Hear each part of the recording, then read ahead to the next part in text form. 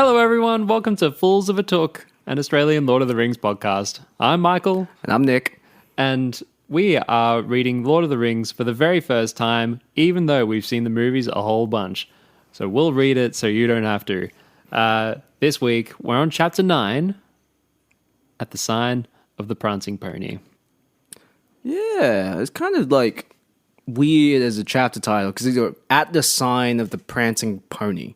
Gives me the impression there's like another chapter is like at the door of the Prancing Pony, at the entrance of the Prancing Pony, and so you just have chapter just this extra bullshit, just like it's like a kid in high school just trying to get the word count up for an essay. It's just Tolkien is just like, oh, the editor needs some extra words. I gotta really beef this up. There you go. Fuck it, I'll just do a chapter that's just at the sign of the Prancing Pony.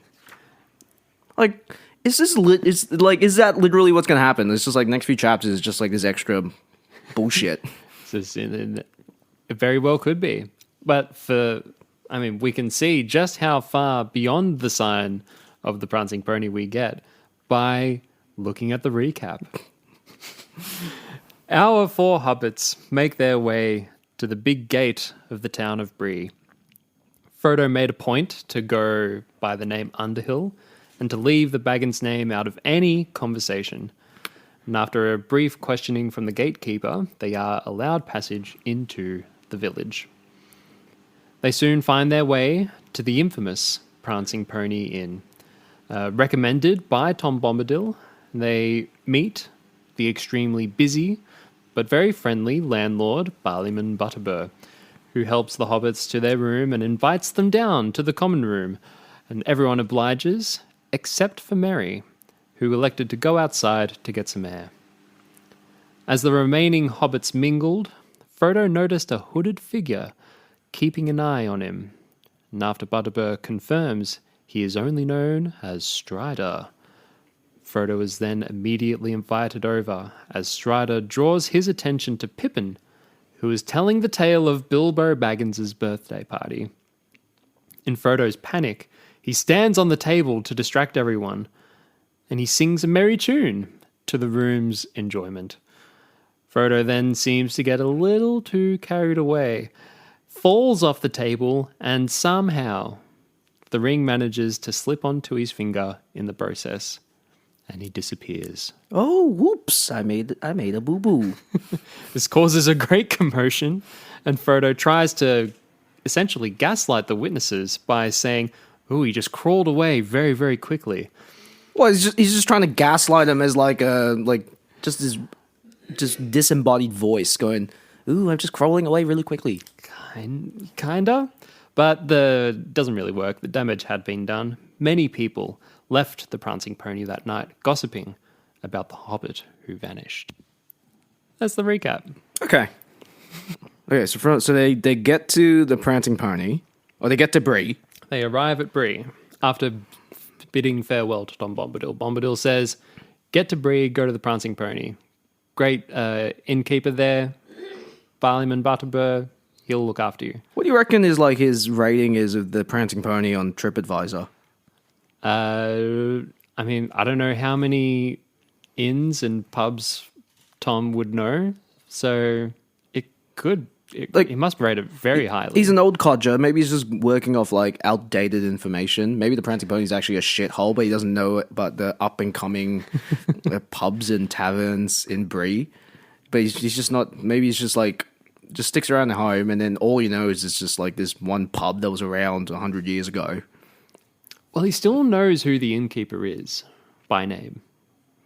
It maybe just like mumbled it enough because like the innkeeper's name is just like blah, blah, blah, blah, blah. Right, and so he probably just said that, and it will just sound like anything else. Not probable, but it's a possibility. Highly unlikely. Yeah, okay. Since it's written in text that he names him directly. So yeah, the hobbits are going in on trusting the incredible man who has saved them multiple times already from Old Man Willow and from the Barrow Wights, and It's like, Yeah. all right, you'll be safe if you go here. Sure, Tom, we trust you. Right. Yeah. Trust Santa Claus. Yeah. the Lion, Witch, and the Wardrobe Santa Claus. Yes.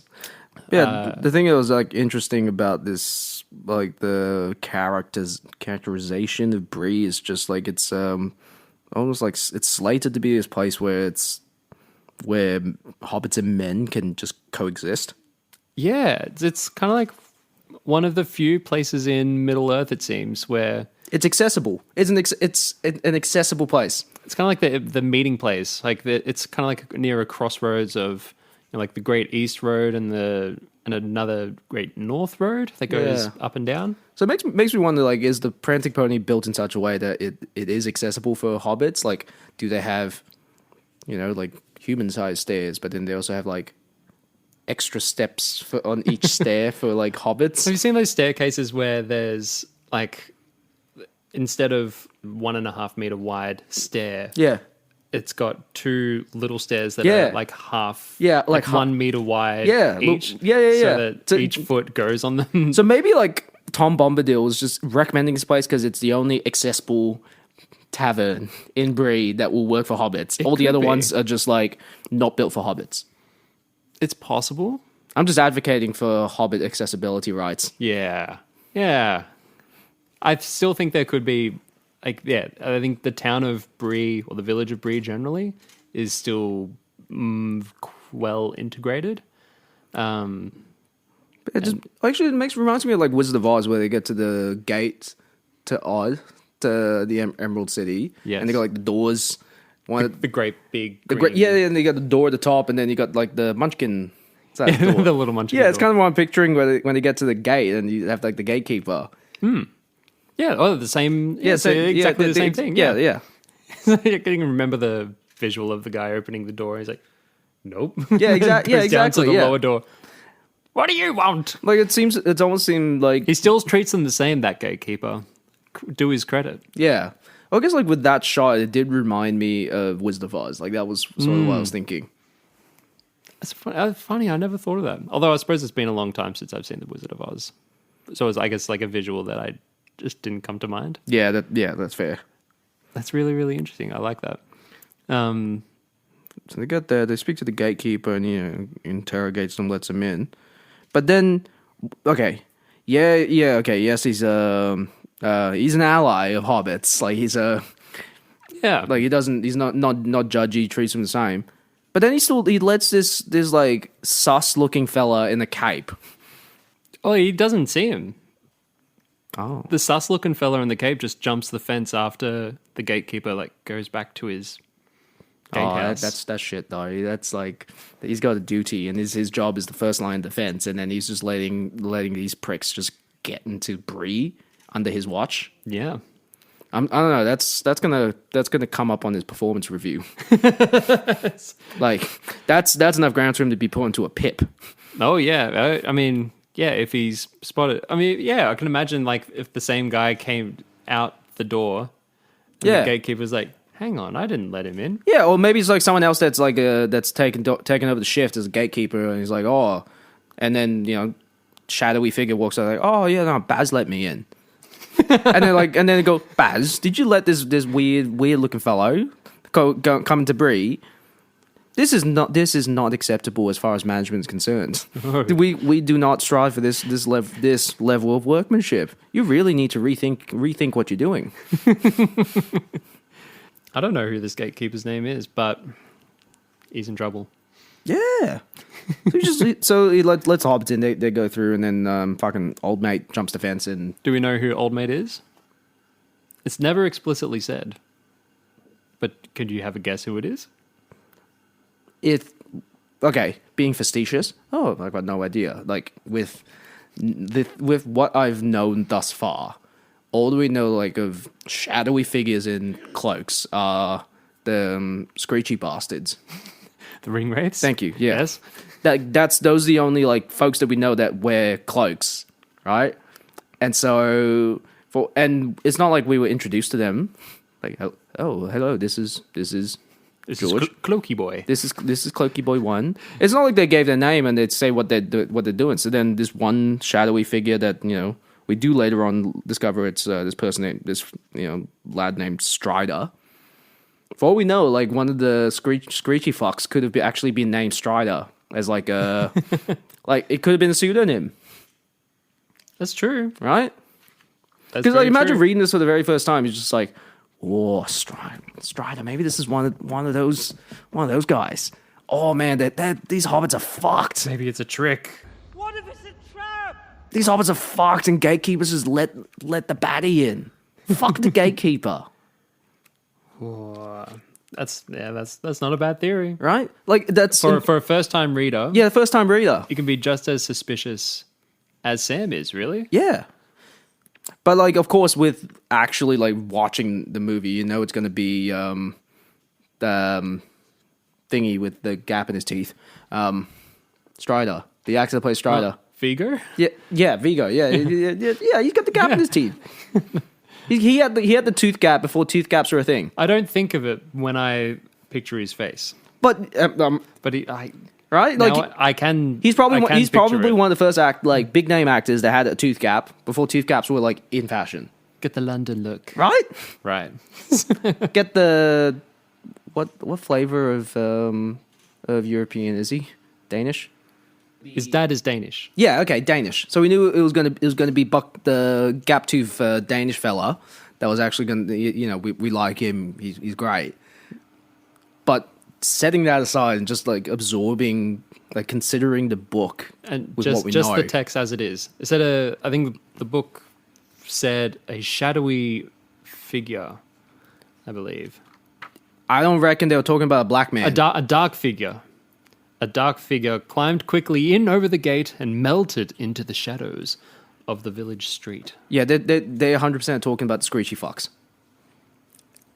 I'd understand why the reader would think. Yeah, exactly. Talking about yeah. Because we've seen the movies, we know. Yeah. It's like, oh, this must be Aragorn, and he's just looking after the hobbits, tracking them because he's a ranger. Yeah, but then there's like the tension that they'll be building as a result. He's going, they already had like one close encounter. They've had some like reprieve. Sure, they're due for like a little bit of fuckery. Yeah. So Tolkien's just messing with the reader. Yeah. And like with a bit of research, it says like Tolkien never gives a reason why Aragorn just avoids the gatekeeper altogether. Like, why does he climb over the fence? Tolkien never answered that question. And I don't know why. He's just like a weird... Seems like that. He's one of those people you'd see at uni that just rides a unicycle everywhere. he's just weird for the sake of being weird. Yeah. He kind of has that reputation. Right? Like, yeah, people don't really... He doesn't talk much, but he just does his own thing, and people just like... Yeah, treat him mean, keep him keen. You're right? Yeah, he keeps the people of Bree very keen. Okay, so the thing actually I need to check. Okay. Right? So the entire description we got of Aragorn is that he's a shadowy figure. A dark figure. Dark figure, right? Yes. Is there a description at some point about his actual skin color? Yes. At least about his face. Because I want to know if Magic the Gathering had it right when they created the cards. You know what? Because when there was the cards created with Aragorn, like it looks like it should have been like Idris Elba playing him in the films. Frodo frowned that Strider was now looking at him, as if he had heard or guessed all that had been said. Presently, with a wave of his hand and a nod, he invited Frodo to come over and sit by him. As Frodo drew near, he threw back his hood, showing a shaggy head of dark hair, flecked with grey, and in a pale, stern face, a pair of keen grey eyes. Okay. A pale face. Okay, Magic got it wrong. It was very nice. Still a great illustration. So yeah, to their credit, they made a visually striking gentleman named Aragorn. But if they did want to go by the book, literally, they just missed one key note: a pale, stern face. Yep, completely opposite end of like the shade spectrum. Okay. Good to clarify that. Clarify that for you. And so after that, then they just they meander their way through Bree, get to the Prancing Pony. Yes. How much book time is there on the sign of the Prancing Pony? Not much. That's a shit title. It's a shit title. It's yeah. It's it gives you some imagery about maybe like what kind of inn it's going to be, and I don't know, man. It's I'm sorry, it's a pig in the princess. It's a pig in the dress. You're calling it a princess. a pigcess. Pigcess, yeah. The Prancing Pigcess. The Prancing Pigcess. But yeah, we do get some like good character moments as well. Like you see, Oh, definitely. You see, like Sam is really sauce. Yes, absolutely. Really, really sauce. Like he is peak dysregulated in that place. He's homesick, and he's just real skittish. I mean, he seems to be most of the time, and it's always out of like love and protection of Frodo, which I'll always love. Yeah. Because what was my note? I wrote that Sam and his anxiety is still cute to me. Yeah, okay, yeah. And it is endearing. Yes, absolutely. But he's definitely in a dysregulated state. Where's his lines? I want to read his lines. Oh yeah, Sam is just like really put off by, I guess, like how, like what a big mix of like big folk there is amongst like familiar little folk bits. Because like it makes a point that like a lot of the buildings like 3 stories high and feel like they're towering over him. Yep. Whereas like hobbit holes are built long ways and 1 story instead. So yeah, Sam is just like really. It's probably one of the first times he's seen stairs. Yeah. Oh, he's probably looking around going, snoo. I haven't heard that for a long time. But then the funny thing that made Sam kind of calm down was how excellent the beer is. Look, I get that. Yeah. I 100% get that. Is that by definition the pub test? Yeah. Like, okay, the vibe is not really my kind of thing, but hey, the beer's good. Or I'll hang around. we can call it a pub test, but yeah. But there is the other side. So yes, the Sam like being real sauce and eventually has a drink and he calms down. Yes. Then there's the other side of it where you just go a little bit too far, where you just have Pippin. Yes. Sweet, lovable Pippin. Oh my god. Or as Tolkien wrote, the ridiculous young Took. Yeah. Yeah. just it really sums him I up. don't know. That's like the energy I aspire to have, to be a ridiculous young Took. Like that could. I can imagine someone putting down their dating profile. Another ridiculous young Took. That's great. Yeah. And if you get it, you get it. Yeah, absolutely. Or even, or on a gravestone. Yes. That's a good epitaph. But how many beers do you reckon Pippin sunk before he started like making poor decisions? I mean, he must have realized it comes in pints. Yeah. He had plenty. I mean, yeah, he kind of blew. He was starting to blow everyone's cover in the film as well. Yeah. I guess he just name drops Frodo directly. Yeah. It makes it much more obvious. Yep. There's a bit more subtlety in this compared to the movie. Yeah, a little bit more, I guess, like build up or anticipation, anxiety in Frodo. Yeah, a bit more preparation. Yeah. And it's interesting that Frodo and Strider have their interaction before Frodo accidentally slips the ring on. Because up until that point, he's just the shadowy figure who seems like Sam noticed that man's done nothing but stare at you since we arrived. But that's all that we see.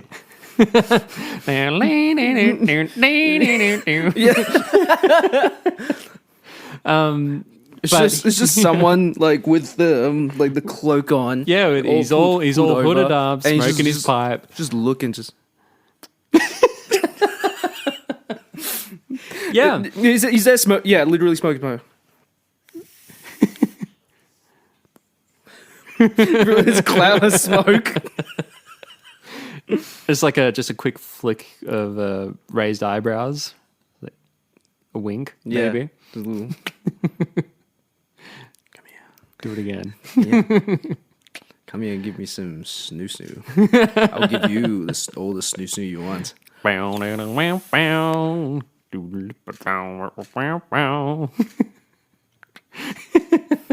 Let me come blow smoke up your ass. It's all here. So in the book,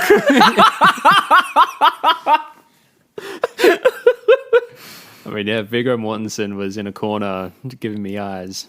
I would not hesitate. Would you? Like him? Okay, him in that era. Would you fuck, marry, or kill him? Marry? I wouldn't kill him. That's a good one. Yeah, Would you fuck? Would you fuck or marry him? If I throw out my actual sexual preference of heterosexuality, Yes. of course. Yes. Yeah, probably would. Yeah. Yes. I'd fuck and marry him? No. Come on. No. It's just like a one and done, or a First meeting. So I know just as much about him as Frodo does. yeah. You see this like figure Then, that's aloof, a weird fucker that decides to jump a fence rather than go through the gate. But I didn't know that. Yeah, true. But he's a kind of, look, I guess in the modern day context, he'd be the kind of person that would just like that would just dive straight through a window to get into the pub. Probably could. He looks big and strong enough. So Manly enough. yeah. So Yeah. enough grounds for marriage. Enough grounds for fucking. Okay, yeah. Cool. Okay, so Pippin's been Yeah, he's bringing up the he's an story absolute of fuckwit. yes. he's bringing up the story of Bilbo's 111st birthday where he disappears, and Strider kind of brings that to Frodo's attention. It's like, hey, you might want to think about what you and your friends are talking about and who they're talking to. Like, I wonder at what point will it just click in Pippin's head? Oh, I shouldn't have said that. Like Hagrid? Yeah, like Hagrid. At what point? I should not have said that. At what point would that actually kick in? Or you reckon it just wouldn't kick in? Gosh. I mean, might not be until Gandalf tells him off in the Mines of Moria. Right, yeah, Whether okay. or not that happens. It's just, it wasn't going to happen. Yeah. But I guess, like, he became, like, he was this... The interesting thing is, like, Pippin was, like, this storyteller and just, like, getting him into more and more shit. Yeah. Frodo's solution is to turn into a bard. Yeah. Just an improvised bard, which is an incredible effort. Because he just thought of a song that Bilbo had sang in the past, and it was just about an inn. So like, okay, yeah, I'll sing about an inn because that's where I am. But did you know? Did you read? Were you reading this chapter, or listening, or your theatrical, like dramatic podcast, or was it a ChatGPT summary? It was a ChatGPT summary.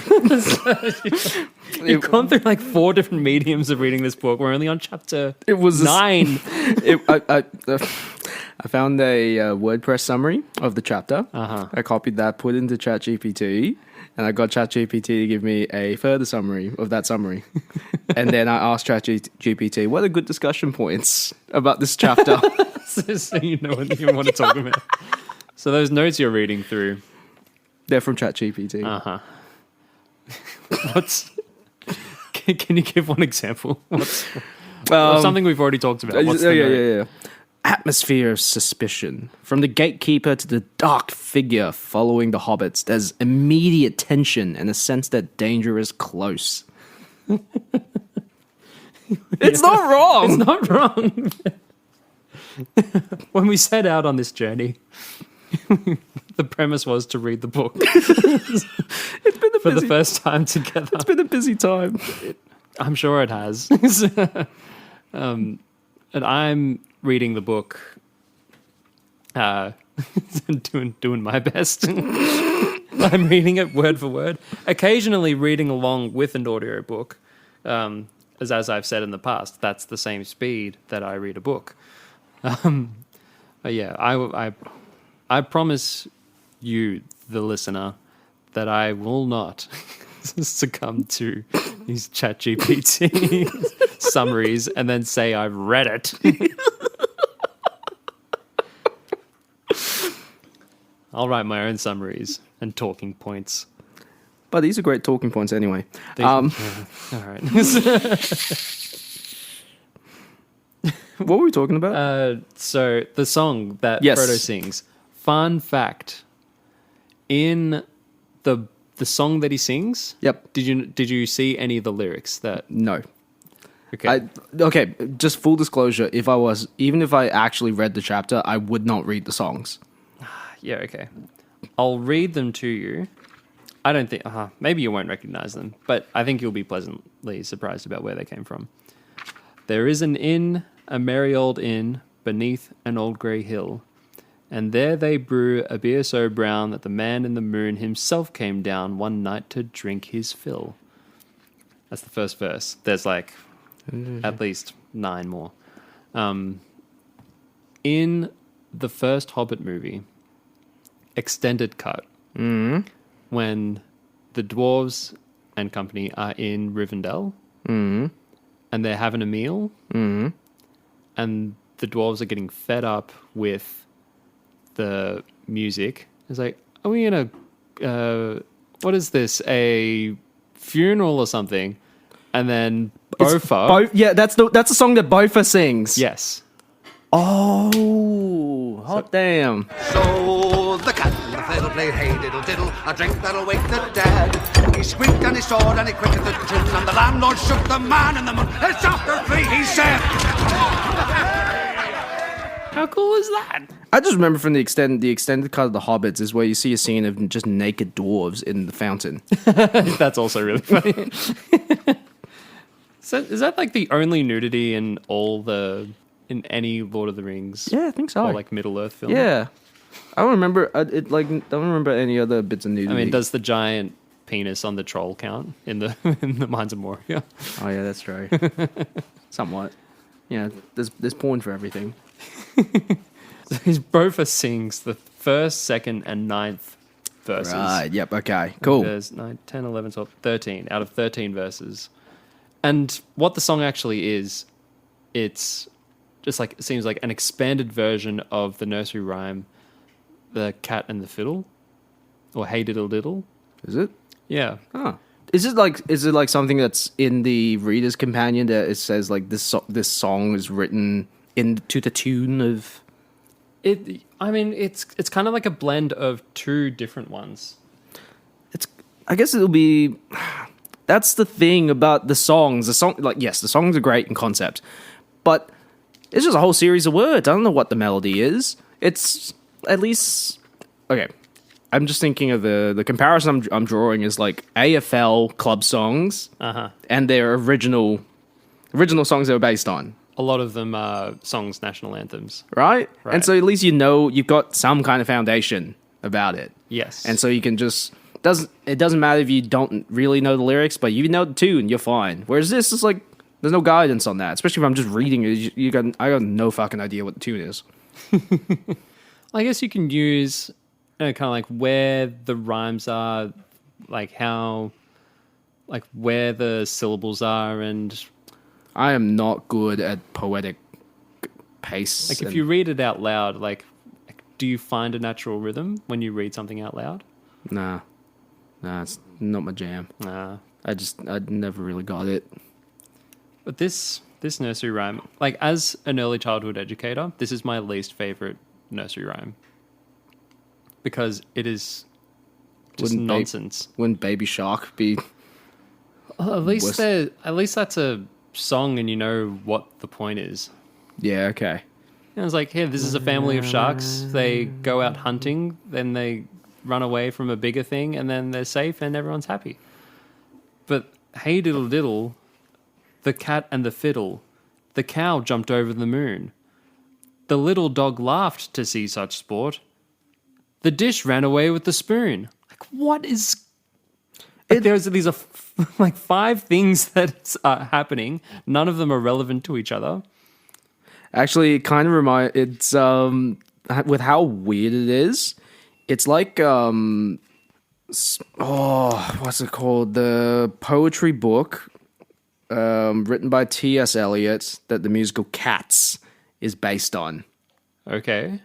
It is a whole bunch of gobbledygook. Is it really? It is it makes no sense. It can't be worse than Hey Diddle Diddle. Off the bat, and then it just from that it got turned into a musical, and so it is even worse. Which is actually why Cats was actually such a derisive musical amongst musical fans. Isn't it funny? How does something like that become so successful along with Hey Diddle Diddle? Like how do those things stand the test of time? Yeah, no, there's also just a lot of people like myself who just don't listen to lyrics. I guess. But then a nursery rhyme, like there's no... I mean, not to my knowledge, there's not a melody that goes with it. Like you just kind of like read it merrily, and I don't know why, people just go along with it. And like when you see it in a picture book, there's just a cow jumping over a moon, a cat playing a fiddle, and a dish running away with a spoon. Like they're not interacting with each other in any way. They're just like... there's no continuity. There's no story. Actually, so you're talking about nursery rhymes or like kid songs. I was reminded of a kid song that I encountered through a video game. The game Super Crazy Rhythm Castle. Lots of really cool music. Okay. But then there's this one level where it's to a song called Hippo and Frog. And also, I discovered it's actually a kids song because it's only on YouTube Kids, and I can't find it on Spotify, but it is a banger. Okay.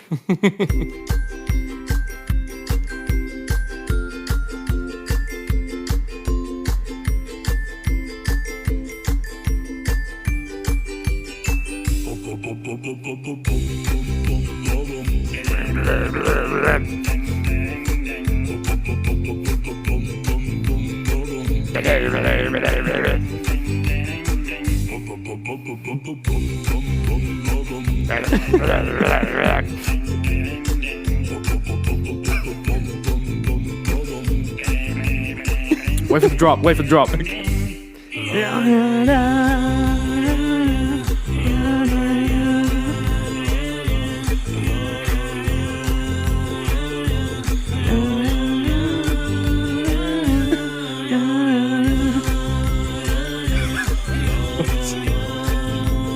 It's the only place you can find this song. Yep. It's on YouTube Kids, or like it's from this one account that posted is nursery rhymes for children. Every other video on YouTube is literally like playthroughs of Super Crazy Rhythm Castle. Wow. I'm sorry, but like as you were talking about Cats and Fiddle, all I could think about was this song. And so in my head it was just like wow. If I may chime in, I know why Cats was successful if you wanted to know. Oh, all right, we've got our first time, for the first time ever, we've got a third person chiming in. Why was Cats successful? Hi, I'm Simona, Michael's fiance, and I'm just going to chime in. You can cut this out if you don't want it. But Cats was successful because it was the 80s and aerobics and dance was really, really big. And Cats is not a plot-driven musical. Nothing really happens. It's just a collection of stories about different cats. And they all have different routines, and they're all very sexy and very tight clothes. But because it's rated PG, people can bring their children to it. And so part of the Cat success is that it's family-friendly. And it's bloody boring. That's all. Thank you. Wow. Okay, I'm just gonna put it out there. I fucking hate Cats the musical. Me too. It's garbage. I think the Cats writer also wrote The School of Rock. Andrew Lloyd Webber. I believe so. It's kind of a big dog in musicals. Is it Memory All Alone in the Moonlight? Yeah. Yeah, so when Jack Black puts shit, like, stop.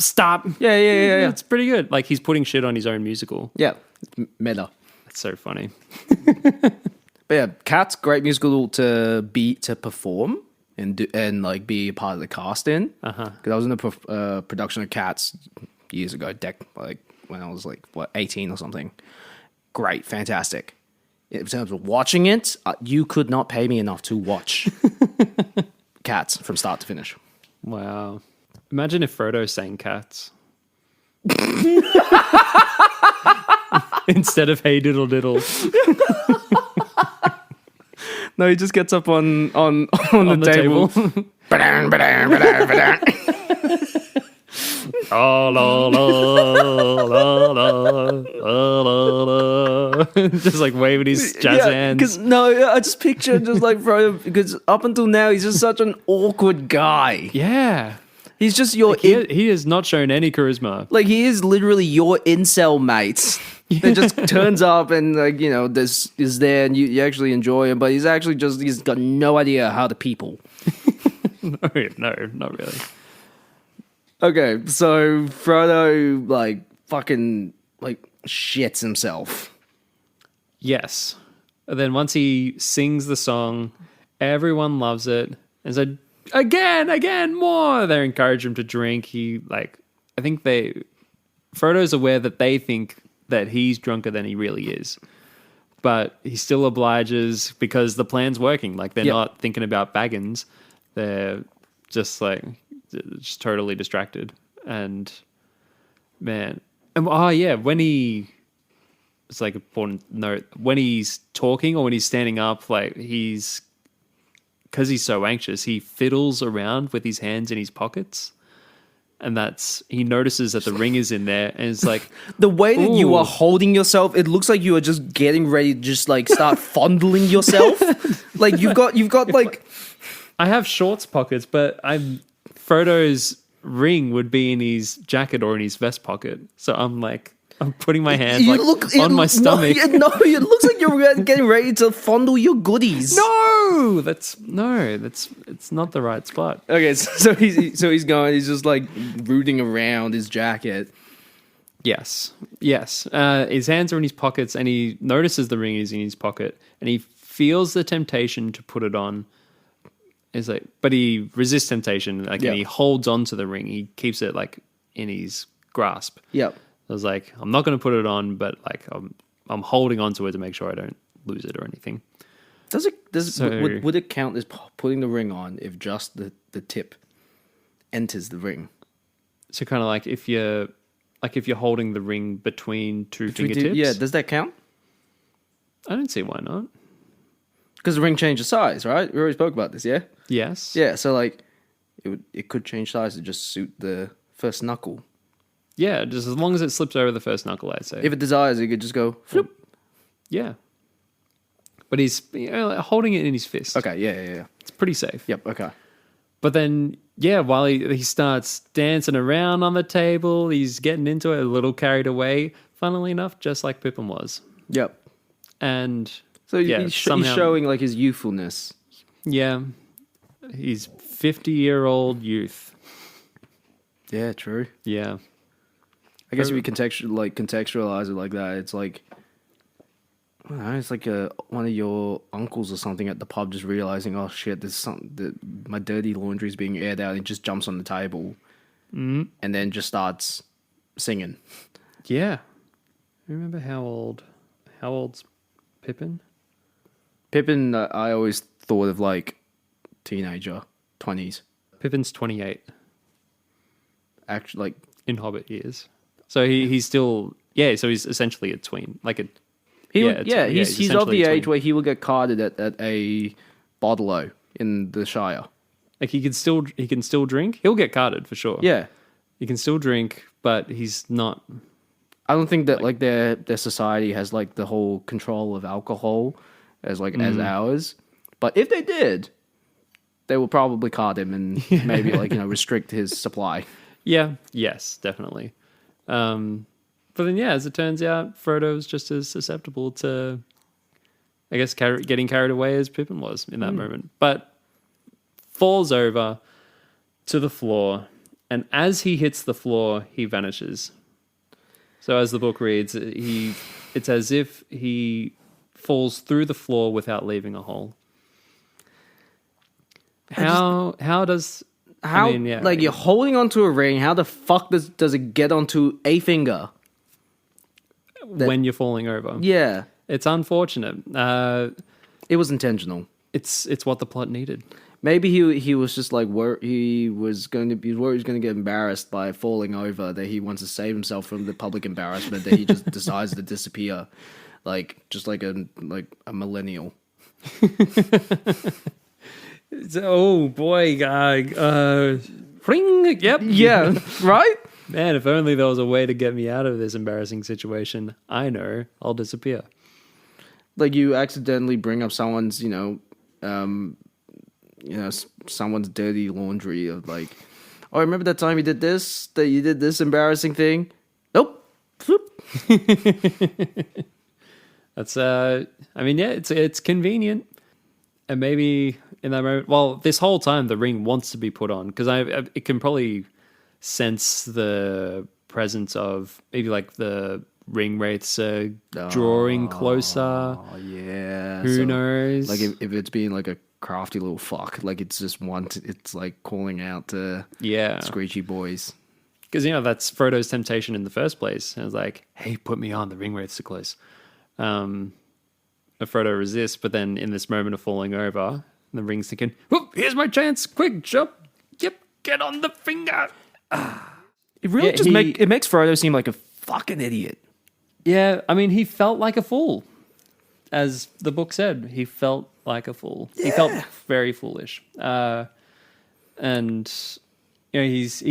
once he's crawled back to sit next to Strider while invisible, then takes the ring off. It seems like Strider's just having a laugh here. It's like, well, you fucked up there, kid. Indeed. It's the thing. It's like, just imagining that, just Strider, just he points it out to Frodo, like, well, you should probably go, deal with that.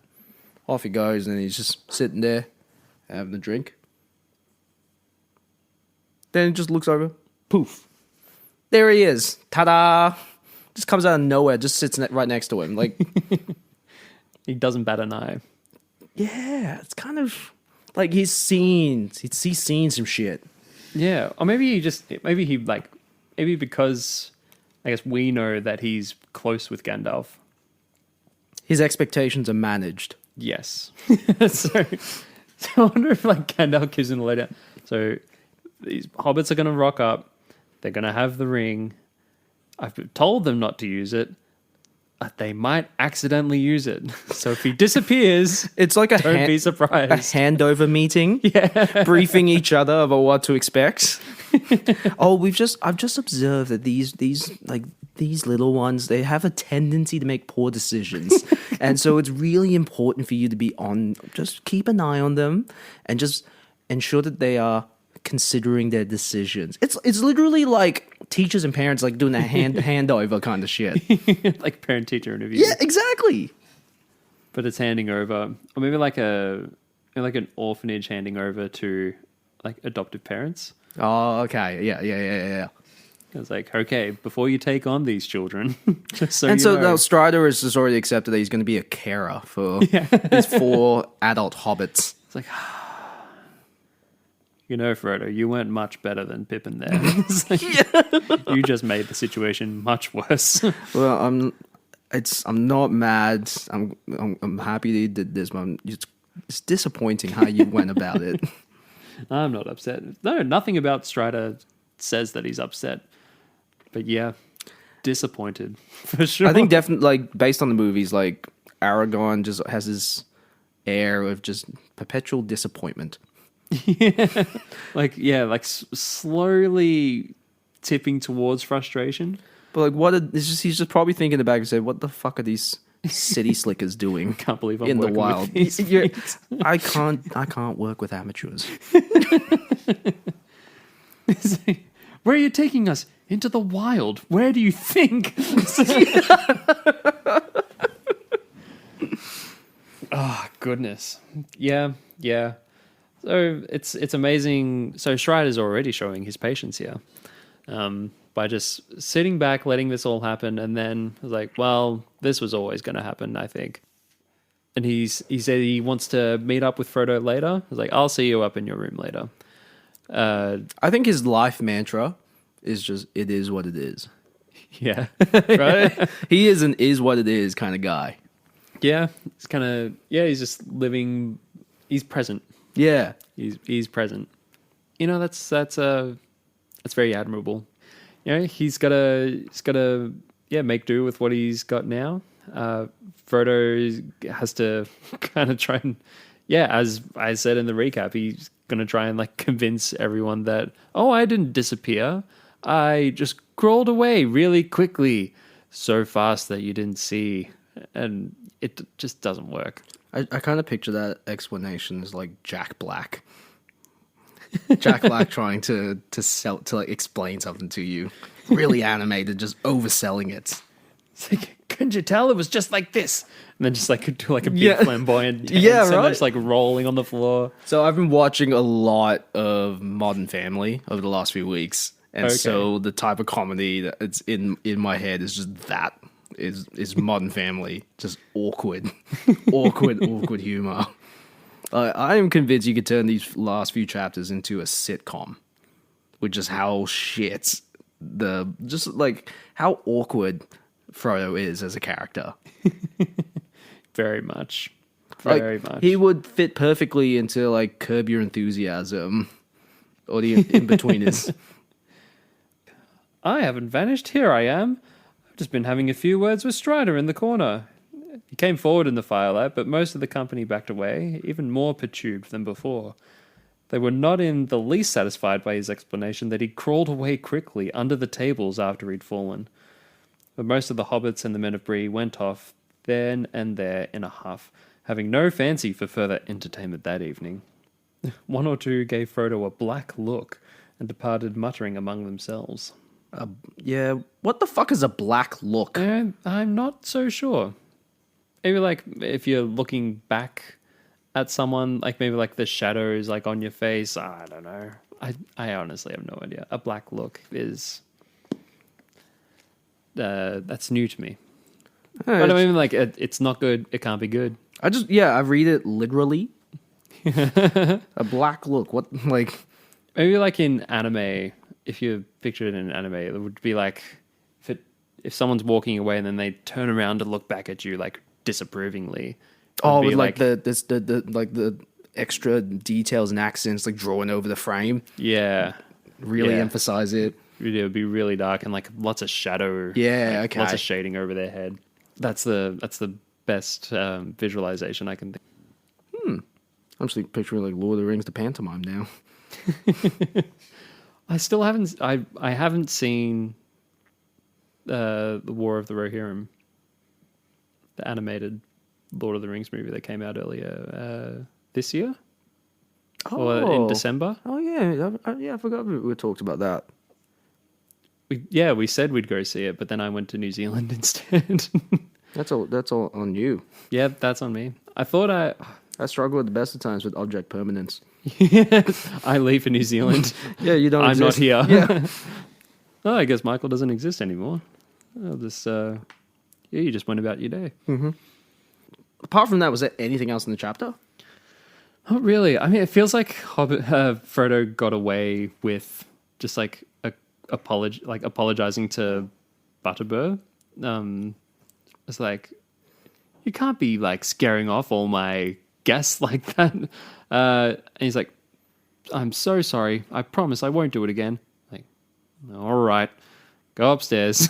Oh, and I've remembered something that I need to tell you. What this thing is, we do not know. And what Strider wants to talk to him about, we do not know. I mean, we imagine it'll be, what we see in the movie, which is, Actually, no. Butterbeer looks really endearing in the movie.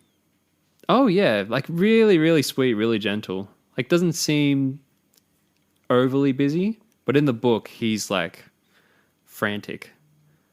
Like, he's like real... Like, he's going hard in the paint, get everything done.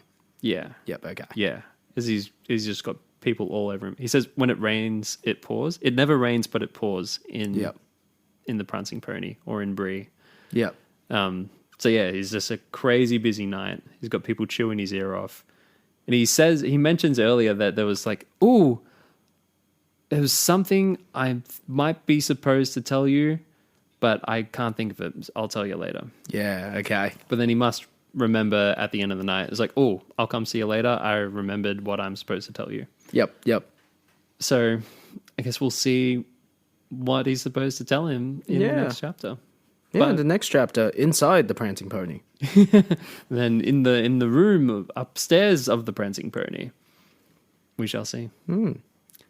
But until then, I'm Michael. I'm Nick. And we are Fools of a Took. Bye. Bye. What's that? This, my friend, is a pint. It comes in pints. Oh, I can get you one. a fool. But an honest fool he remains.